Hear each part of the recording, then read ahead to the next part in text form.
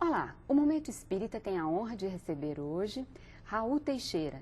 Ele é um dos grandes nomes da divulgação espírita e responsável pela publicação de várias obras psicografadas sobre os mais diversos temas, sob a inspiração de espíritos que têm buscado acrescentar ao trabalho deixado por Allan Kardec, o codificador da doutrina espírita. Nós vamos conversar com ele sobre temas da atualidade e que atravessam o dia a dia de todos nós, como a velocidade nos meios de comunicação e o volume das informações disponíveis, a obsessão de todos nós pelo sucesso profissional, os transtornos emocionais, a liberdade nos relacionamentos, a apatia mundial em relação às políticas e as relações capitalistas e a ditadura do ter em detrimento do ser. Raul, seja bem-vindo ao Momento Espírita. Muito obrigado. Nossos votos de muita paz para todos nós. Para abrir a entrevista, eu queria conversar sobre a questão dos meios de comunicação. A velocidade e as possibilidades dos meios de comunicação, como internet, telefone, rádio, têm possibilidade de um acúmulo de conhecimento nunca antes visto no processo civilizatório. Porque, apesar desses avanços, que são instrumentos essenciais para a evolução do homem, continuamos tão atrasados moralmente e espiritualmente? Em verdade, nós podemos verificar que o progresso moral da humanidade, ele se dá muito lentamente, porque é necessário a sedimentação de uns tantos valores que servirão de alicerce para essa retomada do desenvolvimento moral, ou essa tomada do desenvolvimento moral. Daí é importante que primeiro nós conheçamos intelectualmente, primeiro nós nos repletemos de recursos intelectuais, para que esses recursos intelectuais nos ajudem a referir-nos às questões morais, a meditarmos sobre as questões morais, a trabalharmos essas mesmas questões morais. De modo que eu não posso fazer escolhas morais sem que eu tenha determinada maturidade para isto. A chamada maturidade do senso moral, ela vai se dando na medida em que eu tenha conhecimento intelectual. Ter conhecimento intelectual não significa que eu tenha que fazer faculdade, que eu tenha que fazer cursos acadêmicos, que eu tenha que ter uma escolaridade intelectual. Maturidade intelectual significa que as coisas que eu aprenda, eu discirna sobre elas, eu reflita sobre elas, eu analise-as, exatamente para que, ao longo do tempo, elas possam servir à minha própria vida.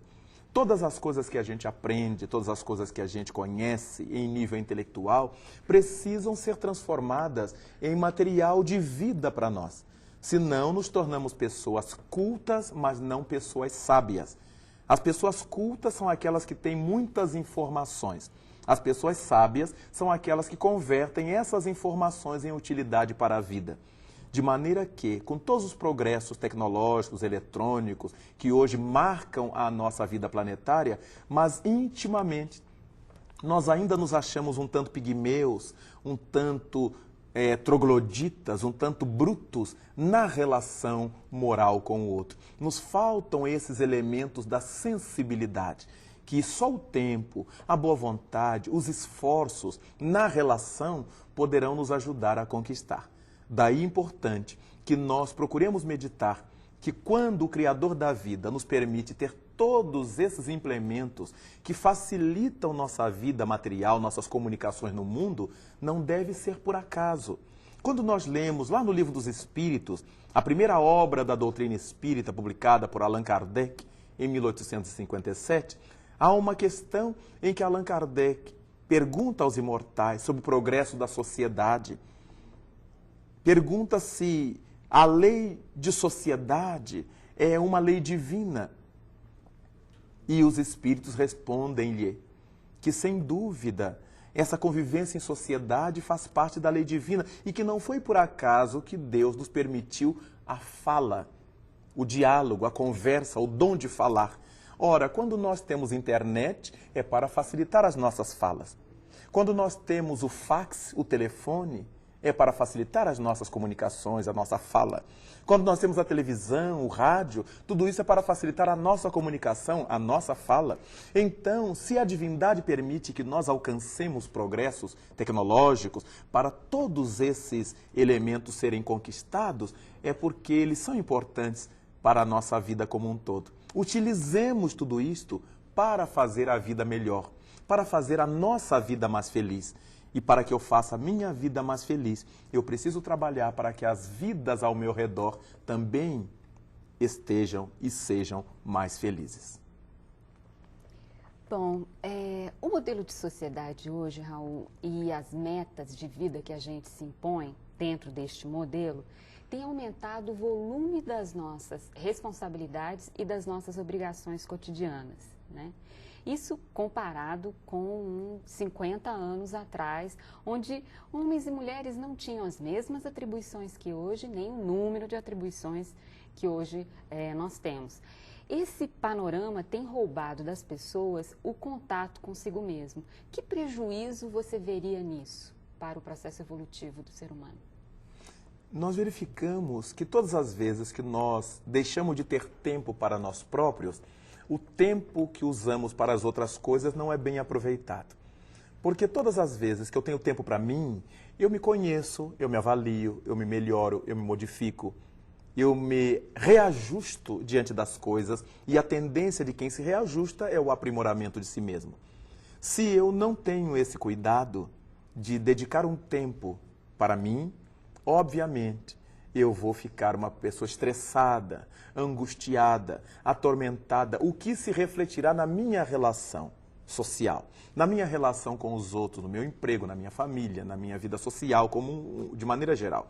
De modo que vale a pena que nós tenhamos sempre tempo para fazer essa viagem para dentro de nós. Esse trabalho do autoconhecimento, que segundo a doutrina espírita é a chave do progresso individual. Na medida em que nós vamos aprendendo a nos conhecer, a nos identificar, a saber das coisas que nós gostamos, das coisas que nós não gostamos, daquilo que nos faz bem, aquilo que não nos faz bem, começamos também a projetar sobre os outros essas preocupações. Determinada coisa que me causa mal-estar deve causar mal-estar ao meu próximo.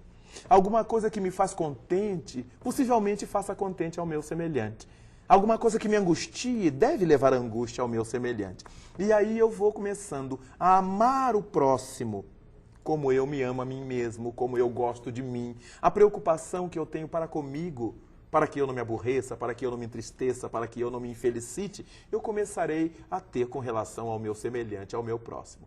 De modo que é muitíssimo importante essa preocupação em torno da vida, para que tenhamos sempre tempo de nos avaliar, de pensar em nós próprios, para que a nossa vida, de maneira ampla, esteja muito melhor alicerçada nos ensinos da vida, nos ensinos do bem que Jesus Cristo nos trouxe. Bom, Raul, no mundo de hoje, nós somos muito cobrados para sermos competentes e apresentarmos sinais exteriores de sucesso profissional. Ao mesmo tempo, nunca se viu no cenário do mundo um crescimento tão grande, em especial entre essas pessoas bem-sucedidas, dos chamados transtornos emocionais, ansiedade, depressão, síndrome de pânico e outros. Como você veria isso? É muito curioso o panorama do mundo, porque desde muito cedo as famílias têm uma grande preocupação com seus filhos, com suas crianças, é a do sucesso desses filhos. Então a preocupação geral da família, dos adultos, é o sucesso daquele ser. E nós colocamos a nossa criança na escola, desde a creche, nós colocamos essa criança para aprender música, para aprender balé, para aprender teatro, para judô, karatê, uma série de coisas que certamente enriquecem a formação da criatura. No entanto, são poucas as famílias, são poucos os pais, são poucos os adultos que estão ocupados com a felicidade dessa criança. Nós temos cuidado com o sucesso, com o êxito dela no mundo, mas e com a felicidade? Há coisas que nós somos obrigados a colocar a nossa criança desde cedo. Nós temos que colocá-la na escola desde cedo, para retirá-la da bruteza intelectual, para facilitar que ela aprenda desde as primeiras idades o relacionamento com o intelecto, a pensar a vida, a pensar o mundo. Mas, paralelamente, nós não poderíamos deixar de lado essa necessidade de ela se respeitar a si mesma, de não se violar, de não se violentar, a não ser quando fosse para crescer, a não ser quando fosse para o bem. Essa sensibilidade tem faltado aos adultos. E o que vai acontecendo? As crianças são obrigadas a ter nota 10, a ser as melhores da classe, a ser melhores que os outros, a ser o campeão, a ter medalha de ouro. E isso vai gerando uma ansiedade de sucesso, que quando a criatura não tira a nota esperada, não recebe a medalha esperada, não recebe o aplauso esperado, ela se choca de tal maneira, e o resultado disso é uma grandíssima frustração. Crianças que não sabem perder, nem no videogame, nem no jogo desportivo, na pelada, na bola, no basquete, não sabe.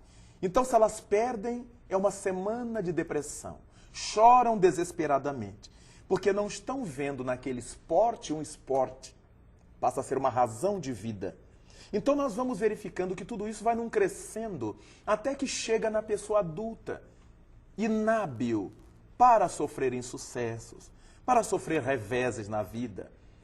Quando ela não tem uma habilidade para dirigir, para governar, ela se enche de uma ansiedade, de uma tormenta, de uma aflição que certamente tem repercussões emocionais, repercussões intelectuais, repercussões psíquicas, de acordo com a sua estrutura geral. É importante que nós verifiquemos que esse adulto que hoje se cobra barbaramente foi a criança que não teve espaço para brincar, para ser ela mesma, para que o jogo não fosse transformado de azar, mas que fosse um desporto, um esporte, uma coisa lúdica, agradável, para a manutenção da própria vida orgânica, da própria vida física. Daí, vale a pena nós olharmos esses profissionais, essas pessoas adultas que sofrem tanto, conforme a questão nos propôs, diante das dificuldades que encontram, como aquela criança que foi acostumada ao sucesso e nem sempre conseguiram equilibrar-se dentro do sucesso. Não é à toa que muitas vezes, quando elas chegam nesses ápices, nesses estágios de crescimento, de grandeza, elas se voltem para o alcoolismo, uma forma de fugir da tormenta de ter que enfrentar o sucesso, de ter que enfrentar a responsabilidade. Voltam-se para outros tipos de drogadição, pelas mesmas razões. Voltam-se para a fuga em viagens intermináveis, em sonos intermináveis, em sexualidade interminável, no sentido de se abafar a consciência. Enquanto elas estão realizando uma atividade para fora de si, elas não estão se ocupando em olhar para dentro de si. Há diversas consequências desses estágios que começam na infância, bastante explicáveis pelas psicologias, pelas doutrinas sociológicas e pela psiquiatria. Quando nos deparamos com pessoas com vários transtornos em razão de conflitos que vieram se acumulando desde a infância, quando os adultos trabalhavam, exigiam, cobravam dela o sucesso, sem jamais terem pensado que ela era um ser humano necessitado de espaço para sonhar, para rir, para chorar, para brincar, para ser feliz, ao lado de ter sucesso. Bom, nossa, depois dessa você fica até refletindo. Mais reflexão vamos apresentar. Raul, hoje as formas de relacionamento afetivo estão cada vez mais despidas de modelos definidos, né? Ao mesmo tempo que não existem formas pré-determinadas, você vê um desencontro imenso, decepções das pessoas, né, na relação a dois, solidão, relações superficiais, uma troca contínua de parceiro. O que você poderia nos dizer sobre isso à luz do Espiritismo? Sem dúvida, o amor não é assim. O amor é uma proposta divina que traz para dentro de nós um tipo de ligame do qual a gente não consegue se desfazer. Uma vez que o evangelista estabelece que o amor é Deus, que Deus é o próprio amor entre nós, não poderemos imaginar que alguém que ame a outro alguém se desligue com facilidade desse outro alguém. Só que nós estamos vivendo numa sociedade eminentemente superficial, onde retornamos como na Idade Média, como no século XVII, século XVIII, há uma aristocracia do dinheiro, uma aristocracia do poder econômico. As pessoas não valem mais pelo que são, elas passam a valer pelo que têm, pelo que amealham, pelo que guardam. E dessa maneira, nós procuramos relacionamentos nesse mesmo nível. Pessoas que procuram relacionamentos pela beleza plástica de alguém, pela beleza física. O rapaz olha para a moça e vê a sua beleza física, até que ela abra a boca e ele verifique que não acompanha a beleza física a sua maturidade intelectual, a sua maturidade emocional, a sua maturidade moral. A moça vê no rapaz o gato, a pessoa malhada, sarada, o corpo físico. Mas isso é tão meteórico, é tão passageiro, que certamente, se é um valor não dispensável, não deveria ser um valor definitivo. Porque aquela moça que é bonita, que é uma verdadeira Vênus, ao ser conhecida pelo rapaz, dali a pouco ela perde a beleza plástica, seja em função da gravidez, seja em função de uma deficiência hormonal, seja em função de uma característica genética qualquer, ela que perde aquela forma, engorda ou emagrece. E desse modo, se o amor estava pautado nesses implementos fisiológicos, físicos, esses implementos da forma, naturalmente que o amor não terá consistência, ele não sobreviverá, porque era um amor superficial, se é que podemos chamar a isso amor.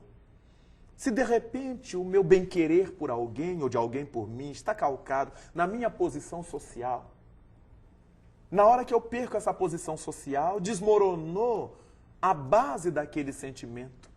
Se nós gostamos de alguém em razão do seu poder econômico, é verdade que daqui a pouco, um revés da vida em que eu perca dinheiro, em que eu vá à falência, em que eu tenha que recomeçar tudo de novo, eu já não suporto. Esse revés, por quê? Porque o meu sentimento junto a determinada pessoa estava calcado no que ela tinha, no que ela era, no que ela fazia. Desse modo, vale a pena que nós verifiquemos que é preciso mudar essas concepções desde a vida da nossa criança. Mostrar que o verdadeiro valor é da alma. Quando nós nos unimos a alguém afetivamente, passionalmente, embora nós nos encantemos com o aspecto exterior, com a beleza plástica, nós vamos conviver maior parte do tempo com essa criatura, com a mente dela, com a cabeça dela, digamos. Nós vamos conviver com o que ela pensa, com o que ela acha da vida, com sua visão de mundo, com sua filosofia de vida, e não sempre com o seu corpo físico. Então nós estaremos vivendo dentro de um lar ou de uma conjuntura passional, afetiva, com alguém que pensa para cima ou que pensa para baixo, com alguém que é depressivo ou não, com alguém que tem esperanças, com alguém que vive na desesperança, com alguém que seja pessimista ou otimista. Obviamente, a mente dessa criatura vai nortear a nossa realização, a nossa convivência. Daí será importante que não escolhamos as pessoas para a nossa convivência somente por seus atributos físicos, sociais, mas principalmente por sua capacidade intelectual, moral, por sua sensibilidade. Ainda que a beleza plástica não seja tão presente em homens e mulheres, mas nós vamos conviver muito mais com a companhia da mente de alguém do que com o corpo físico de alguém, com o dinheiro de alguém, com a posição social de alguém. E isto vai nos levando a amadurecer de tal maneira a nossa visão das coisas que facilitará a nossa convivência com os seres queridos. Nós hoje estamos vivendo uma realidade em que as pessoas, os quereres, os amores são descartáveis. Apareceu alguém que nos ofereça sensorialmente um pouco mais, nós abandonamos aquele que nos oferece emocionalmente um pouco mais. Apareceu alguém que nos oferece financeiramente um pouco mais, abandonamos os valores da vida imperecível pelos valores da vida imediata. Naturalmente, que não podemos estabelecer que toda a humanidade esteja vivendo um processo de desequilíbrio. mas a grande massa da humanidade se acha em desequilíbrio por causa do egoísmo, em que nós avaliamos o valor das pessoas pelo exterior, pelo seu estereótipo, pelas coisas que ela tem e não pelo que ela é. Daí se torna importante que nesses tempos tão difíceis do mundo, trabalhemos a própria intimidade para valorizar na criatura querida, seja o marido, seja a esposa, aquilo que ela tem de melhor, aquilo que ela tem de mais substancial. Quando os casais se vão conhecendo, aprofundando o relacionamento, descobrem defeitos e virtudes do ser querido, aí é que o amor tem condição de se inflamar, de crescer, de brilhar, porque agora nós já estamos longe de nos preocupar com o atributo físico, estamos longe de nos preocupar com atributos econômicos, mas estamos gostando dessa pessoa que a gente vai descobrindo. Como fulano é bondoso, como é grande seu senso de justiça, como é importante sua ternura, seu carinho, seu relacionamento. Isso é que passamos a valorizar. E no dia que isso for uma realidade trabalhada pelas famílias, quando os filhos começarem a ver seus pais namorando de novo, de mãos dadas, se aconchegando, e não apenas se reunindo em redor da mesa para discutir questões econômicas, como se fossem dois economistas em guerra, porque está gastando muito, gastando pouco, mas quando os filhos virem seus pais voltando à ternura, à praça do carinho, se beijando, se abraçando, eles vão ser tocados por essa beleza que perpassa a alma dos filhos e faz com que esses filhos se tornem amanhã amantes do amor verdadeiramente e não amantes dos corpos, da conta bancária ou da posição social.